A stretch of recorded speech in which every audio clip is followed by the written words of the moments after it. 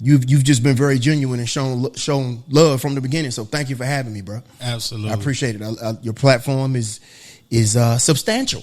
Absolutely substantial. So when I'm able to be on a substantial platform, let's go. Appreciate that. So I appreciate that, man. Absolutely. So with that being said, I just want to jump right back into the interview. Okay.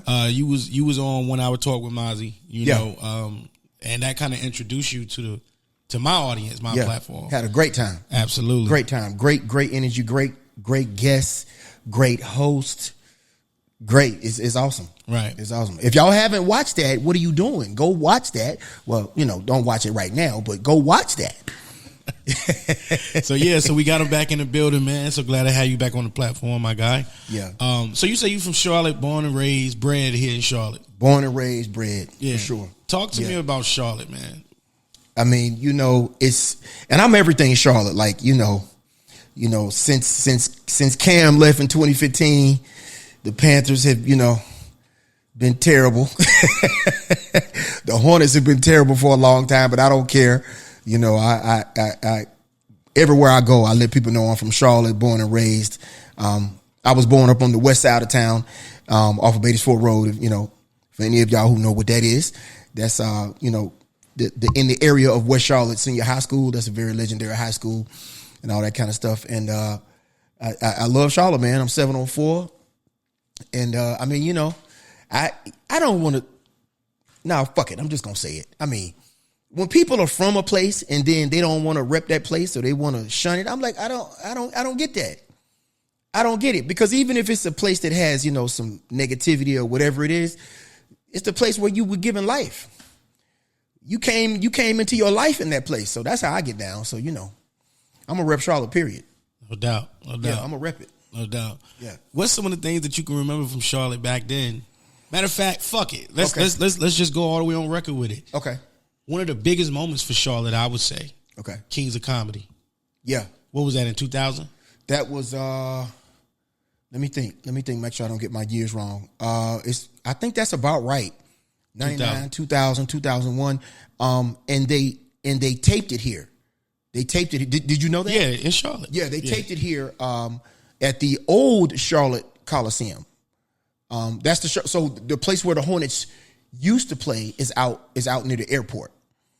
And they've torn it down into a bunch of apartments and businesses and stuff like that there.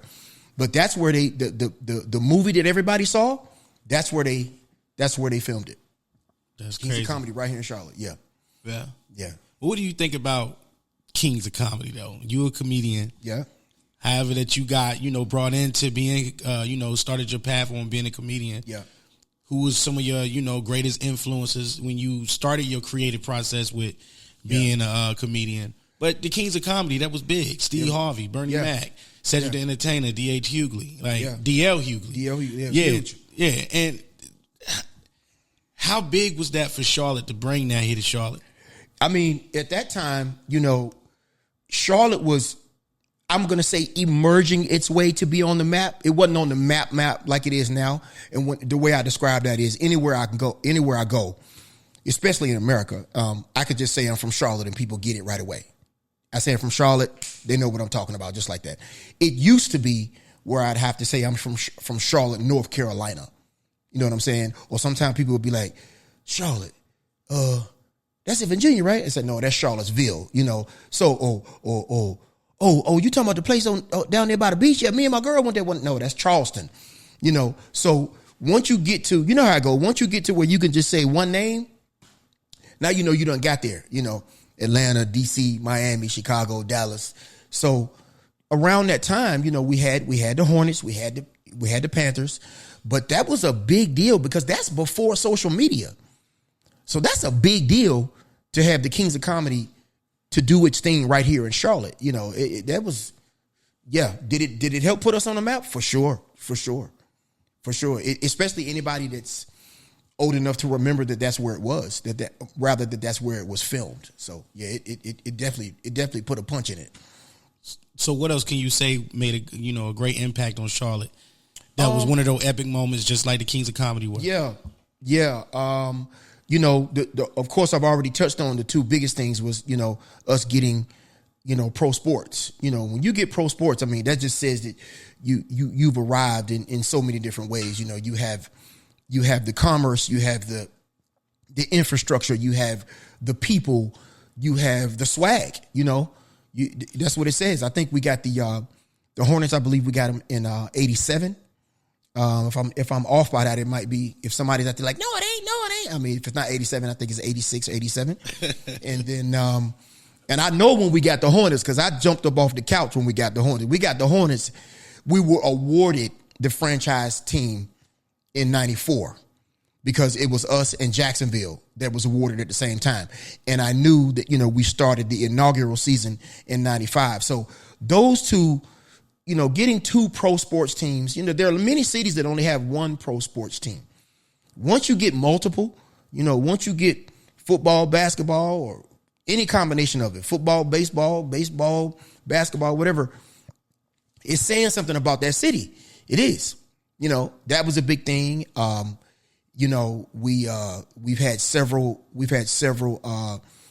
NCAA, men's tournaments here, which is also put us on the map. We was kind of already on the map, I would say, when that happened, but the big punches for sure was the pro teams. Yeah. Then you got Ric Flair coming from Charlotte. Yeah. Woo! You feel me, Muggsy? I don't know if Muggsy Bogues from Charlotte. I know he used to play for. You know what? Used to play for Charlotte. I can't say for sure if he's from Charlotte, but he's still very active in the community. He has I believe he has several camps that he runs for kids and stuff like that. But he's well loved anywhere he goes. People recognize him. His money is no good wherever he goes. Yeah, no doubt. So let's get into the comedian part about you. What made you want to start being a comedian in the first place? That's a great question. I'm glad you asked that. It's it wasn't one of them things where I was talking about it in high school. It wasn't one of those things where I was talking about it in college. Like oh yeah, I think I'm gonna do stand up, because I started stand up at age 32, which is older than most people. Most people start in their early 20s. Some of the greats even started in their teens. Dave Chappelle, Eddie Murphy, they started in their teens. I believe Chris Rock started when he was a teenager as well. But the first couple of things that put it in my head, I used to have an airport shuttle business, right? I had an airport shuttle business in the 90s, because I was in an R&B group at the time. It was called Debonair. So I'm in the R&B group, but you got to keep the lights on. You can't. You got to have some money coming in somewhere. We hadn't got no record deal or nothing like that. So I had an airport shuttle business, and I'm just being my regular self, just cutting up when I'm driving people to the airport. I'd see somebody on the side of the road. I'd be like, look at this old dude right here, boy. Look at him. Look at this old dude. I just started talking junk, and I started hearing, man, you ever thought about doing stand up? I was like, nah, I ain't never thought about doing stand up. So, I kept hearing it from this person, that person. I'm like, they said it 2 weeks ago, and they said it yesterday, and these three guys said it. I had people say, man, you as funny as them dudes we saw at the comedy club last week, man. You should think about it. Kept hearing it. Still wasn't thinking about doing stand-up because I was petrified of it, meaning to be on stage to do stand-up. I had been to the Comedy Zone here in Charlotte and seeing people get booed. I'm like, nah, man, I don't take rejection like that. So, I'm in the R&B group. It runs its course from 94 to 99, basically right at the beginning of 2000. So beginning of 2000, in my mind, I was like, you done heard this so much, maybe you ought to take a look at this comedy thing, even though I'm still not really sold on it. I was thinking about, was I going to pursue a solo record deal, or whether I was going to think about taking a shot at this comedy. And so for about a year, I just kind of weighed both of them back and forth. I started going to the Comedy Zone here in Charlotte, sitting in the back, taking notes, just at amateur night. That's what I mean. I would go to amateur night, be like, okay, why did I think this dude did good? Why did I think he could have did good, but he was, probably too nervous to tell the jokes right, whatever. I did that for about 6 or 8 months. And I had an apartment complex that I was staying in at the time. And you know how in the gyms, they'll have a big mirror that goes all the way down the wall. So I would go down there in the middle of the night when nobody was down there, and start just trying to put together a little set, because, when you do amateur night, they only give you like 5 minutes. So I'm trying to put together a little set, like, okay, if I do this, let me at least start working on something. But I wanted to look in the mirror to see what I'm doing, because that's what the audience is going to see. So I did that for about 6, 7, 8 months. And this little voice inside of me said, man, just, you got it. That's a decent little 5 minutes you got. Just go on out there and do it. And I must have put it off for another 2 months, because I was scared. And I was like, all right, I know what I'm going to do. I'm not going to tell nobody. I'm just going to go out there. So I went out to the Comedy Zone. It was on a Thursday in April of 2001. And I did amateur night. And I won. They like the audience pick. And I won. Actually, I killed it. And then I went back the next week and won again. And even some of the comedians were like, I don't think this dude is a first time comedian. I think he's lying, So then I go to the management comes to me and they say, hey man, we'll have to have a talk. And I say, listen, this is my first time doing comedy. I have been on stage before. I used to be in an R&B group, and even before that I did some modeling, but this is my first time doing comedy. I was like, I ain't got to make it up. I was like, I'm 32 years old. If I was going to do it, I probably would have started a long time ago. So there's, all right, we believe you. But we can't let you do amateur night no more, because I guess what you would call regular amateurs that was coming in, they would bring people, you would bring audience members to pay to come to the show. So they was worried about them not coming back. So I just did it them 2 times, and then they started, they said, we just gonna let you start hosting some shows. So did I think about doing comedy, way back? Not really. But, people started chirping at me, so I took a look at it. Right. So with you being a comedian, it's a lot of people think they can wake up and be one. Right. But what's the most difficult thing about being one? You know how people will say it's a huge difference between being funny at the cookout, because we know, hell, all of us are funny at the cookout. Who ain't? It's a big difference between being funny at the cookout and being funny on that stage when it's pretty much like I am now.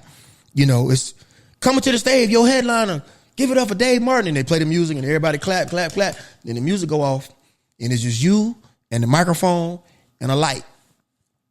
And people sitting there like, okay, joke number 1. And it's a huge difference. Everybody has a different path. You can be funny around your friends. You can be funny, like I said, in a social setting. At the cookout, some people are funny or funnier when they smoke weed or when they get drunk or whatever. But when you stand up there on that stage, you do have to put some things together. And the more you do it, the more comfortable you get. Like when I go on stage now, I have a set outline in my head, but it's set, but it's not really set. Like if something happens, I can go off tangent with it pretty much however I want to. That's because you've done it for some years and you get a little more comfortable. But they are getting on that stage. It is an animal. It is an animal. I ain't even gonna front. Yeah. So right. So I want to backtrack on the Comedy Zone. Yeah.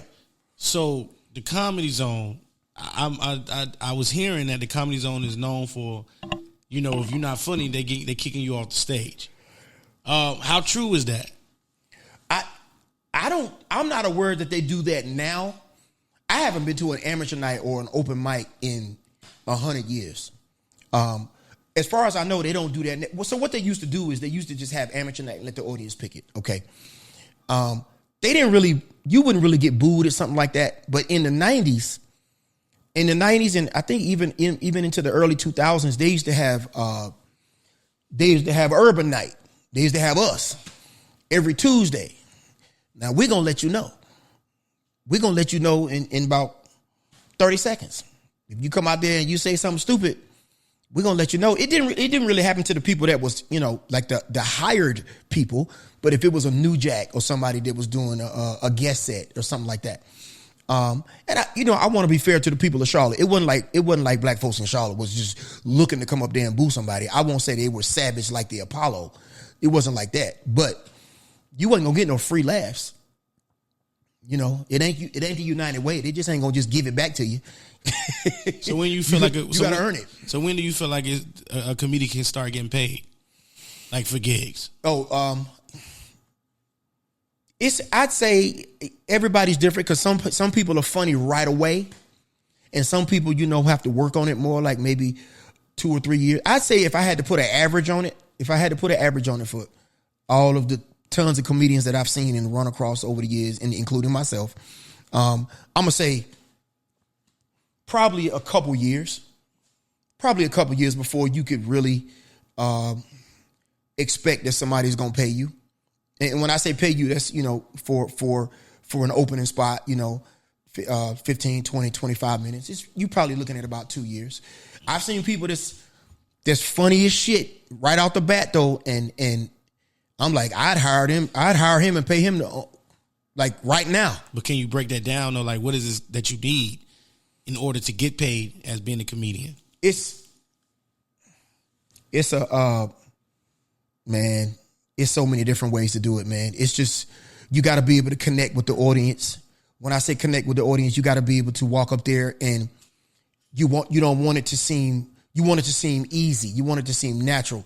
The comedians that we love, the comedians that are funny, just, it's like really they're having a conversation. Like, I mean, you having a conversation right now. The only difference is the comedian is doing 99.9% of the talking. The comedian needs to be that comfortable to when they get up there, and what I say, I know what I want to, I know how I can answer that. I always tell comedians or newer comedians when they ask me for some advice as far as how to write a joke or how to make a joke better. I say, listen, it's very simple. All you're doing is painting a picture. You're painting a picture for the audience that's in front of you. If you paint a picture, everybody sitting there can see. If you paint the picture, they can see it. And even if they can't see, they hear what you're saying. And you can paint the picture pretty good. I had one little issue when I first started doing comedy. I was trying to write some jokes that I thought would connect more with hood black folks, or what I thought, well, if I want black people to laugh at me, I'm gonna have to be hood. And the thing is that I don't have a hood background. I come from a 2-parent household. Dad has always been in my life, all that kind of stuff. So I don't have just natural hood stories to come from. And I remember I tried this one time, and the jokes went over kind of decent. But this white boy walked up to me after the show, and he said, "Why you doing hood jokes?" And I looked at him and I said, "What you mean by that?" He said, "I'm looking at you. You're not hood." He said, "Just do the jokes." He said, "I saw you come out here 2 weeks ago." This was at a club in Raleigh called Charlie Goodnights. I used to do amateur night there as well. He said, "I saw you 2 or 3 times in a row. Just tell the jokes. You don't have to pander." I mean, he said it right, because I was new. I hadn't been doing comedy not even a year. I'm brand new. He was like, you ain't got to go up there and talk about roaches and Section 8 if you ain't never had roaches in Section 8. He was like, just paint the damn picture. They'll get it. If you paint the picture right, it don't matter who's sitting there. They'll get it. He's absolutely right. It's the best advice I've ever been given in comedy. And I cannot for the life of me remember that white boy name, but God bless him. I must have been doing comedy maybe 5 or 6 months at the time. But if a comedian can paint the picture, the audience will get it. And if the audience knows that the comedian is comfortable in their own skin, the audience will ride with you. I've done clubs where I've been fully dressed, looking like I'm going to a funeral, I guess, fully dressed, suit, hard bottoms, and everybody in the club is got on fitteds and snapbacks and a loose Newport behind their ear and saggy pants, but I was able to paint the picture. If you were able to paint the picture, they roll right with it. They laugh just like everybody else. So, that's pretty much what I'll say to that. So what do you think about the state of comedy right now?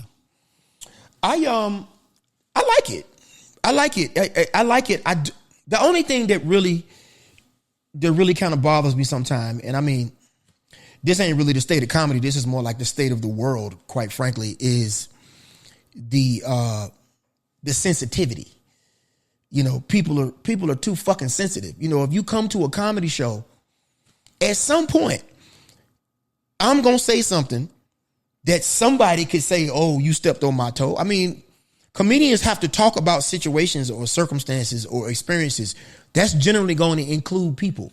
That's generally going to be describing people or a person or a group of people or a situation.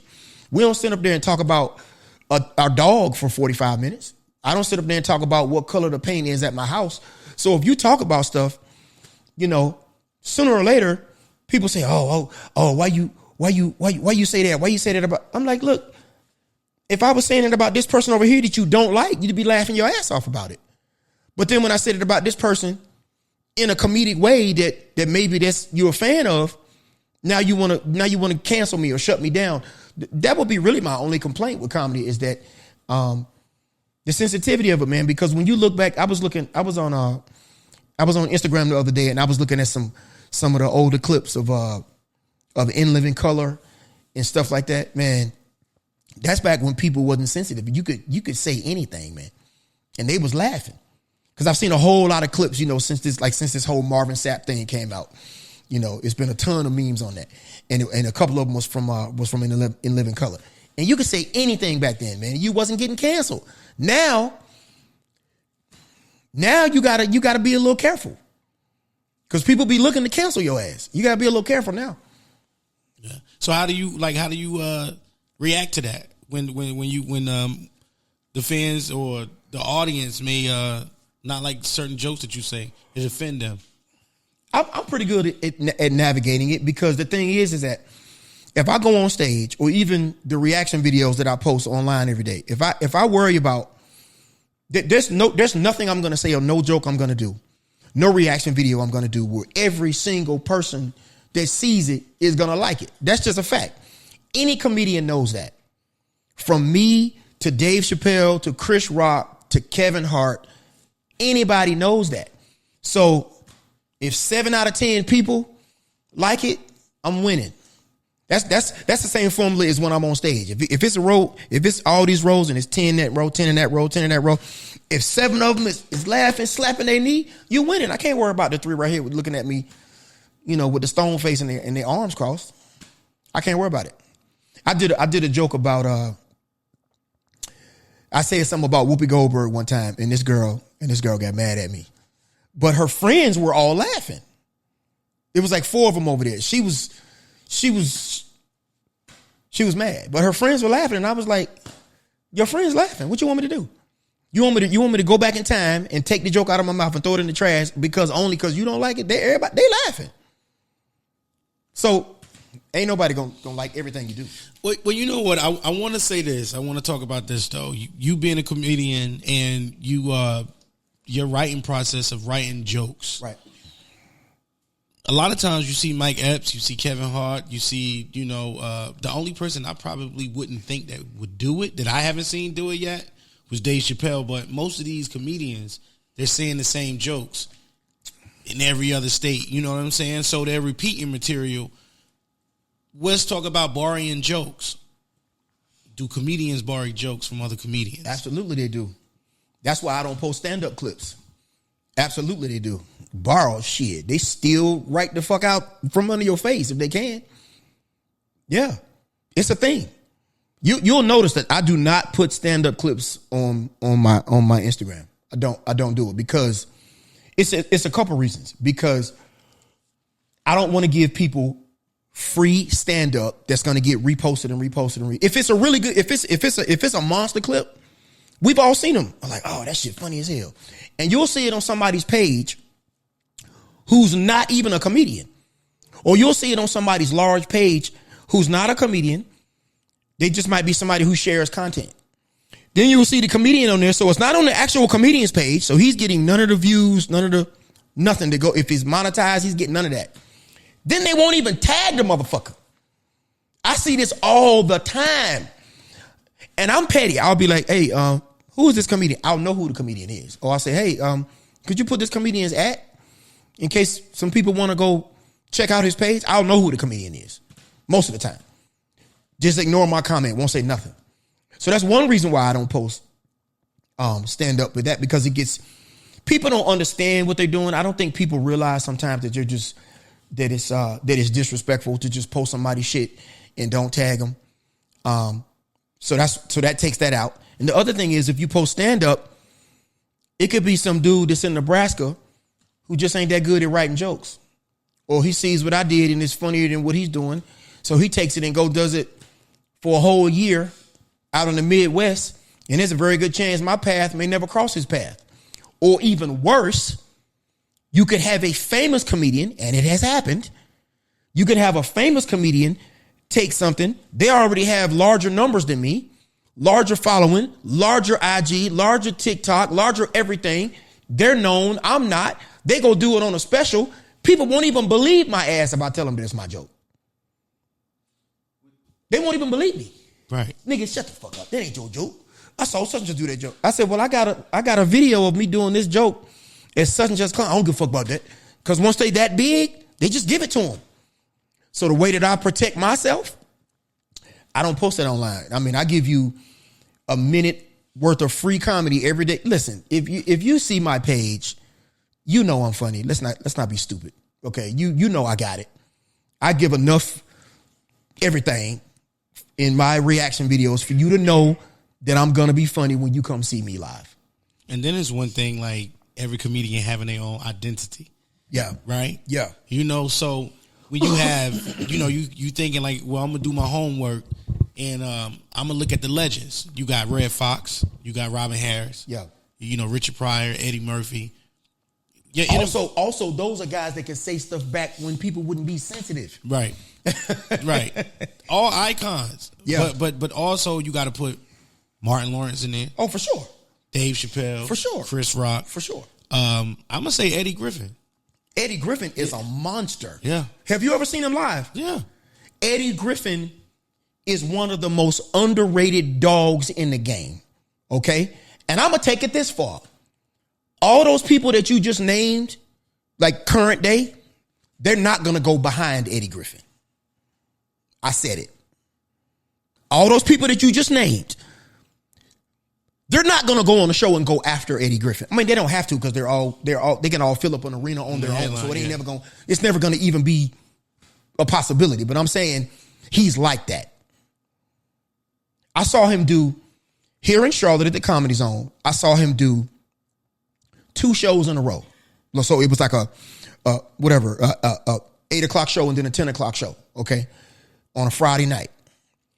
He did about an hour and a half, which is insane by itself. He did an hour and a half on both shows. But here's what's going to knock your head off. This nigga did entirely different material in each show. And both shows were slapping. I'm at the second show going, okay, well, he opened it up he just switched it up and opened up with a different joke from what he opened up with in the first show. Okay, cool. 5 minutes in. All right. 10 minutes in. He didn't say that in the first show either. 15 minutes in. 20 minutes in. This nigga haven't done nothing yet that he's done from the first show. And I kept thinking, oh, he gonna get to the whole show. He's a monster. He's a monster. And since you brought his name up, I'm gonna give him his flowers while he's here. He is a monster. Highly underrated. Because when you talk about some of the biggest dogs out here in comedy, people kind of forget him, or I think the people just forget him because he's not in movies like that now, and he's done a couple of them, but they've been a while ago. He's not in movies. He's not in a sitcom. He's not in your face. Eddie Griffin is an absolute fucking beast. He's a beast. And if you go back and look at his set on Def Jam in the 90s, it is iconic. Do you remember his set from that? He did the thing about Michael Jackson. On Def Comedy Jam? Back when Martin Def was Comedy Jam. His set back then is iconic. Oh yeah, when he was like Michael Jackson was getting skied up. Yeah. I remember. Yeah, iconic, yo.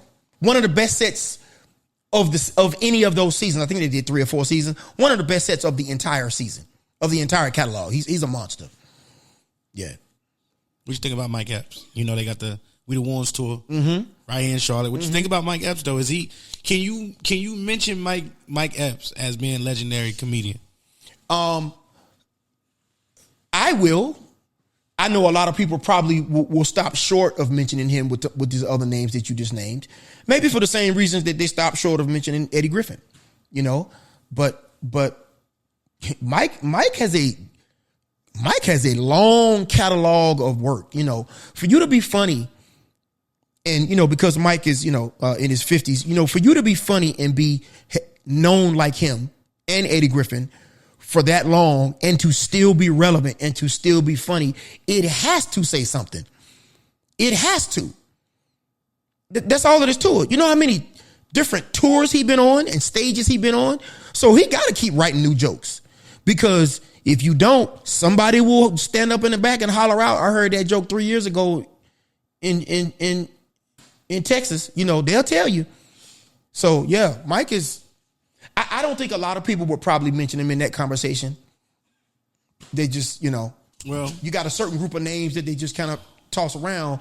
And if you was, I can clearly tell you a student of comedy. There's a lot of comedy fans, and we love y'all. We love y'all comedy fans because y'all pay the money. We love you. But there's a difference between a comedy fan and a student of comedy. If you're a student of comedy, you're not going to overlook the Mike Epps and the Eddie Griffins and the Don DC Currys, and you're just not going to overlook them. It's a lot of people out here that people are like, oh, I remember him. Yeah, he's still a dog. Yeah. The Soulja Boy, Marlon Wayans. Yeah. What do you think about that when he was trying to, Soulja Boy came at Marlon?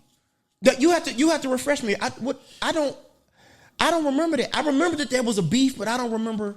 It was a beef. So Soulja Boy came at Marlon? Yeah. Refresh me on that, because I can't remember exactly what it was. It was basically about some type of records. And Marlon was like, before you try to beef with me, we got to get some more records where people can recognize who you are. You talking about an actor, vice versa as a rapper, on all two different levels. We know who Marlon Wayans is. Yeah. But I guess that's what, it started to be kind of like a joke. Was Soulja Boy taking a shot at his... He was taking a shot. At his career? What was the shot? I'm not sure. Mm-hmm. But they was beefing. From that response that you just gave me that Marlon gave shot back at him, I'm gonna take a stab at it, and it sounds like Soulja Boy was taking a shot at Marlon's career as a comedian / actor, whatever you want to call it, because that just sounds like shot for shot. It sounds like he said something about him being like, he probably said something like, oh, you ain't never gonna be your brother, your daddy. He probably was something along those lines. And so what do you think about Marlon as a stand-up comedian? I've never seen him. I've never seen him do a show live. And I've never met him. I've never worked with him. I've never seen him do a show live, and I've never sat and watched a special. I think he's done maybe two. I'm ignorant on it. So, he's booked regularly. He's booked regularly at all the clubs. And I mean, if somebody's out there and they think he's, not that tight, they're gonna be like, oh, well, that's from the family name. Okay, it might be from the family name, but I don't have the knowledge to give an opinion on him, because I haven't seen him. I haven't met him. I haven't worked with him. I haven't seen him do a special. I haven't seen him do. I don't even think I've even watched and seen him do 10 or 15 minutes anywhere. So, but I know he's still regularly getting booked. But we have seen Marlon play multiple characters. Yeah. In movies. Yeah. Martin Lawrence. They got it. That whole family has it locked down on the iconic, movies and hood movies, or whatever you want to call it. But yeah. So what about you? Do you do like anything else that you do besides comedy? Like in your comedy, do you do impressions in your comedy? I'm not really. No, I'm not gonna sit up because that's a specified lane. I'm not gonna sit up here and cap, as the youngins say. I'm not gonna cap and say I'm an impression guy, because that's not my lane. But I'll just I'll give you an example. Like if I tell a joke, I tell this joke about how back when we was youngins, we used to slum it and just stay anywhere on the road. When I used to go to Freaknik, you just get you go to the little extended stay hotel. I wouldn't even look at that shit now, but you stay anywhere. Now we grown. We don't even talk to me about if it ain't, if I'm with my woman and my mama, my family, it's got to be 4 or 5 stars. Period. Don't even talk to me about nothing else. Now, if it's just me, or I'm traveling for a show, or me and the homie, I'll do a 3-star. You know, I'll do a brand new remodel Holiday Inn Express. You know, if it's just me. But I tell the joke and I say if you're not sure about if the hotel is thorough enough for your mama to stay there or for your woman to stay there, all you got to do is walk in, and if it's a flaming homosexual at the front desk, stay there. You're in a 5-star hotel. Because every 5-star hotel I've ever been to, when you walk in, they be like, good afternoon, welcome to the Westin, how many in your party? Every time it be a well-groomed, normally a black dude, handsome, and I'd be like, damn, if he actually liked pussy, he would. If you actually liked pussy, that's where you want to stay. Yeah. You want to stay in there, and he look like he got on just a couple of layers of makeup and a shade of eyeliner. Yeah, stay there. So I'll do stuff like that, you know, or I'll say, yeah, back when I was slumming it, you know, I used to stay at the Raggedy Hotel, you know, the one that had where you would enter your room from the outside. You know, we pass all that. If it's the walkway upstairs, like where they shot Martin Luther King and they was looking over the balcony, nah, you don't stay at no places like that. With that loud ass air conditioning that be outside, we done all night. Don't stay there, because when you stay there, that's gonna be the little family with the dot in the forehead that runs that. So I do characters like that, because I'll be like, you know, I'm in the hotel and I hear a knock at the door. You know, I want to know, are you going to stay an additional day?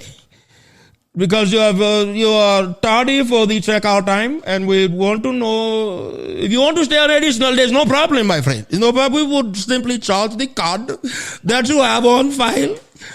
We will charge the card that you have on file, and listen, do what you want to do. I'm just a simple man trying to run my business. So, you know, I don't do impersonations, but I got characters. You know what I'm saying? That I can do what I want to do to a point. So look, you want to stay an additional day? Look, you got me when you said it's just. Shout out to the people, to the Indian population. I ain't mad at y'all. Y'all get mad or upset or happy or excited, y'all head going like this. Oh man, you have had an argument over there. What are you trying to say? What you going to? Are you going to stay? Or you going to go? You're already tardy on the checkout time. Tardy? Did this motherfucker just say tardy? I ain't heard tardy since I was late to 5th period in 8th grade. Tardy? Did you just say, oh, tardy, late? Well, you know, you're African American. You are used to being tardy. No problem.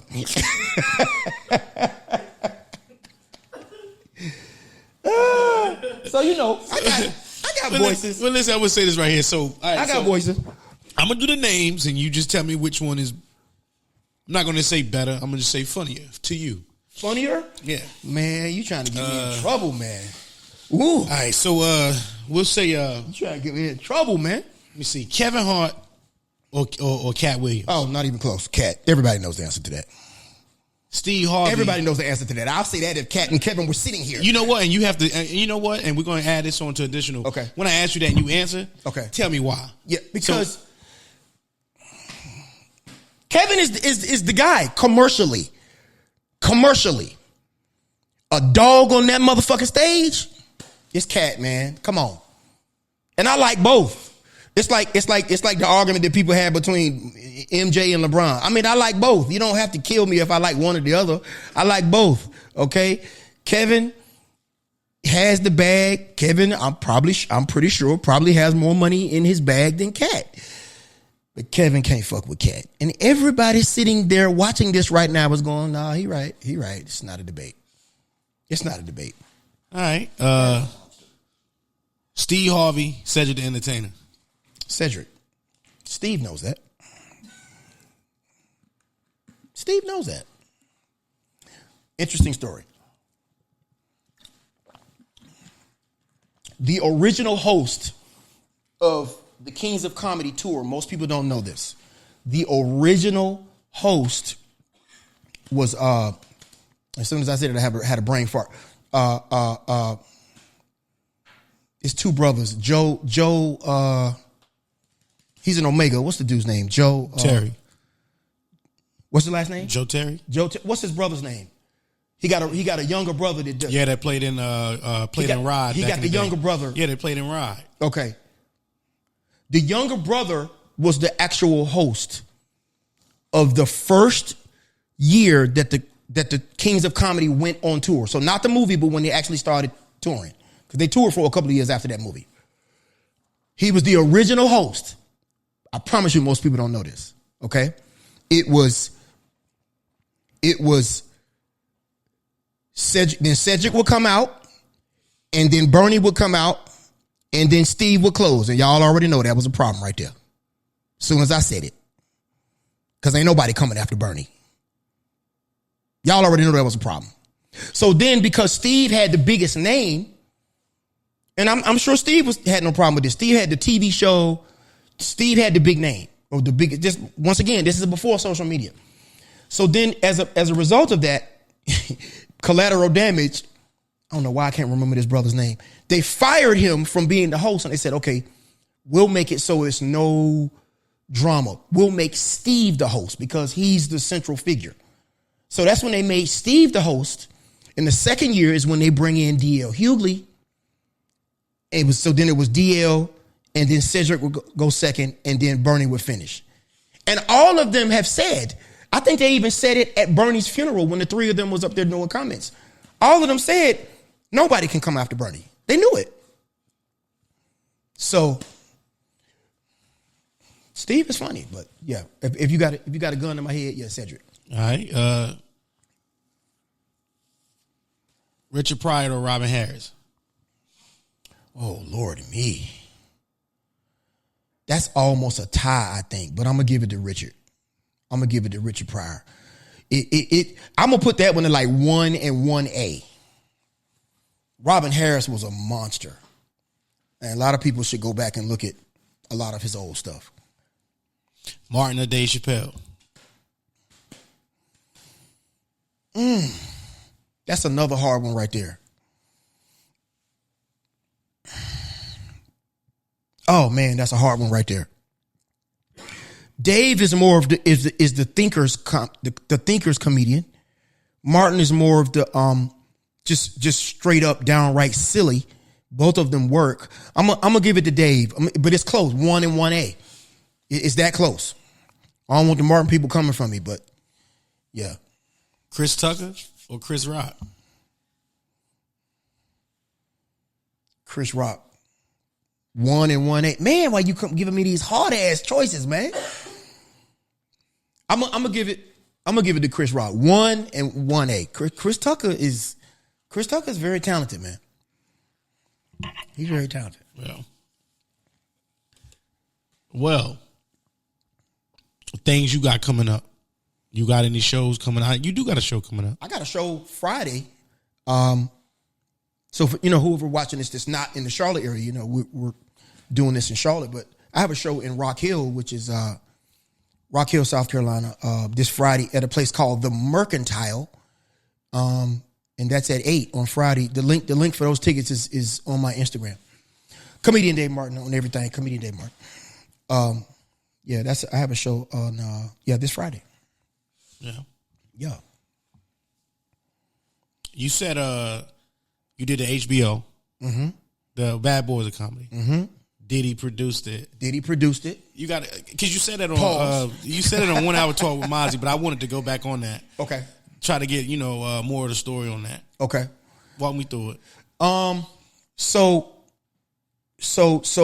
I never met Diddy in person. He was sitting right there front row, when I did my set on Bad Boys of Comedy. So if I'm on the stage, like how y'all are looking at me now, Diddy is from my perspective, he's gonna be my left, your right, right over there, and I know I was killing it. I was killing my set, so I saw him, and for anybody who's like, oh, that nigga with no HBO, that link is also in my link tree for you non-believing motherfuckers.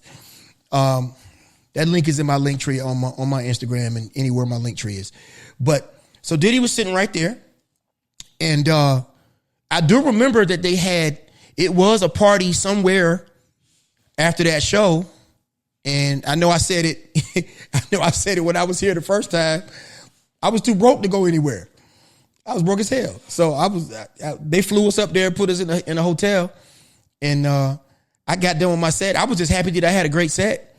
And I went straight back to the hotel and went to sleep. So fast forward to now, I guess I should thank you, Lord, that I was broke. And now, when I tell people to introduce me as HBO, it's my only TV credit, and it has opened a lot of doors for me, so I'm going to use my credit. I say, hey, man, HBO Bad Boys of Comedy. Stop. Don't say nothing else. Because if you say anything else, I got a bunch of questions to ask. Let me give you a quick story of how I got to that show. So I auditioned for that show in Washington, D.C. And when I auditioned for that show, this is how the universe works. I'm saying this for anybody I like to use this as a testimony to keep it a buck. For anybody that might be frustrated on any kind of journey that you're on as far as your dream or just anything. Just stay in the lane, stay in the course. You never know how the universe is working. You never know how God is working, how the creator is working. So I went to D.C. to audition for a show called Coming to the Stage, which was on BET. You remember that show? I think they did 2 seasons of it. The first season, the little young dude won, Lil JJ or something like that, I think was his name. So I go to D.C. to audition for that show. Had a great audition. Did not get picked for that show, but that's just throwing that out there for the backstory to let you know, like the old lady said at church, what's for you is for you, baby. If it's for you, it's touched, baby. It's for you. So I just want to let people know. So I go to DC to do this show, to audition for that show. When I'm at the audition, I'm the only guy that's there that's not from the DMV area. And I can feel it when I walk in. And they wasn't hating. It wasn't hate. It was intention. It was just like when I came here to when I was here earlier with all your awesome group of people. They were awesome. It was nothing but love. But I could tell everybody, it was clear that all of them knew each other from just moving around, DC, Baltimore, Maryland. But here I am coming from Charlotte. Killed the audition. And so I'm literally getting ready to go head out to my car. I'm also broke. This is 2004. I'm broke as fuck. I had enough money, gas money, to get to DC, to maybe go to Waffle House and get me a little triple scammer with cheese, scatter cut, the smothered chunk top. You know what I'm saying? Y'all know what I'm talking about. So, and get back to Charlotte. That's all the money I had. I didn't have no money to holler at a chick. I didn't have no money to do nothing. To get a hotel room, I had already said, I'll drive back to Charlotte. When I get sleepy, I'll go to the Waffle House, eat. I'll get the waitress an extra 10 or 20 and say, listen, I'm going to go crash in that car right there in the front because I know it's safe. Everybody coming and going. Come out there and wake me up in about 3 hours. That was my plan. And I've done that before when I've been hustling to get up and down the road to do comedy. So at the end of the audition, because we had a regular club. We had you remember a guy named, you remember Teddy Carpenter? You know who Teddy Carpenter is, who was on Comic View for many years? He's also a monster out of the DC area. A lot of people, if they saw him, they would remember some of his jokes, but he's a monster. He had a comedy club in DC at the time, and that's where we had the audition.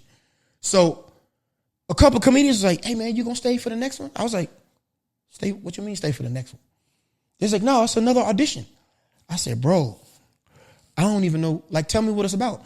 Some show they gonna have on HBO. That's literally how I found out about it. Didn't know the name of it, didn't know P. Diddy, didn't know nothing. But here was the kicker. It was like, well, I said, okay, so we auditioned and then I said, okay, I'll just stay auditioning and I'll go back. So what they didn't tell me was this. I auditioned for the show, killed it. I'm getting ready to go get in my car to leave and dude was like, so then the dude, no, I'm sorry. I'm jumping ahead. So the guy comes up on stage and he goes, the following comedians have made it to the next round and they can come back tomorrow. The fuck he mean come back tomorrow? I can't come back tomorrow.